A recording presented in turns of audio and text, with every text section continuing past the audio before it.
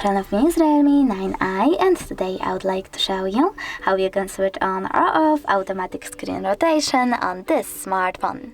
Firstly, go into Tab menu. Now look for Auto Rotate icon and click on it.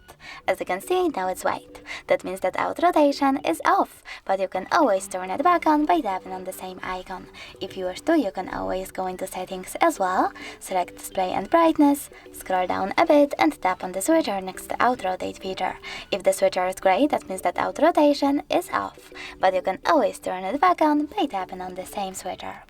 Thanks so much for watching. If you enjoyed this video, leave a like, comment and definitely subscribe. Bye!